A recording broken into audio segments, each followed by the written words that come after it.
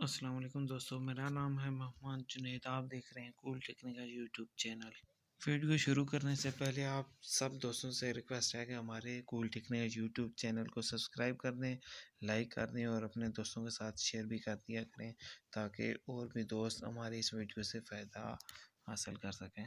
चलें दोस्तों, वीडियो शुरू करते हैं। हमने कंप्रेसर के साथ जो डिस्चार्ज लाइन है उसके साथ कंडेंसर जो है उसको लगा रहने दिया है।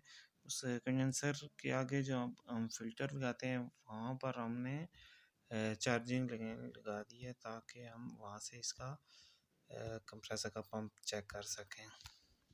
अब हम गेज को इस लाइन के आगे अटैच करते हैं और ऑन करके इसका प्रेशर चेक करते हैं कि इसका कंप्रेसर का प्रेशर कितना है। चलें दोस्तों शुरू करते हैं।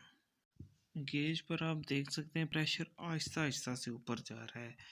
आहिस्ता आहिस्ता जाने की वजह क्योंकि हमने कंडेंसर को इस कंप्रेसर के साथ ही लगा रहने दिया है, इसी वजह से इसका प्रेशर आहिस्ता आहिस्ता जा रहा है। ये देख सकते हैं आप, आहिस्ता आहिस्ता तकरीबन 250-300 के पास चला गया है।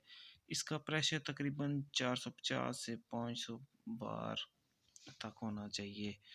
जैसे ही 500 बार प्रेशर होगा हम इसको दोबारा ऑफ कर देंगे। ये देखिए आप,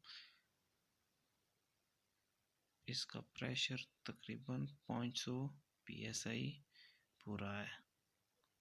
500 बार प्रेशर पूरा होने पर हमने इसको कंप्रेसर को ऑफ कर दिया है। देख सकते हैं आप, इसकी प्रेशर बैक नहीं कर रहा, तो इसका मतलब है ये प्रेशर बिल्कुल ठीक है इसका कंप्रेसर का।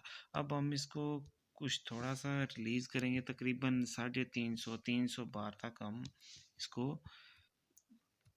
तक लेके जाएंगे। हम प्रेशर इसका हवा जो भी है वो निकाल रहे हैं ताकि हम इसकी रीस्टार्ट चेक कर सकें कि ये दोबारा रीस्टार्ट 300 या 350 तकरीबन 300 बार से रीस्टार्ट होना चाहिए।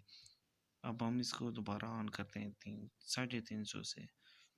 ये देख सकते हैं आप, 350 दोबारा ऑन किया है तो ये हमारा कंप्रेसर का पंप बहुत ही बेहतरीन है।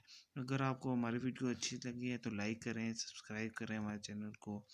मिलते हैं किसी और वीडियो में। Thank you. ओके, अल्लाह हाफिज़।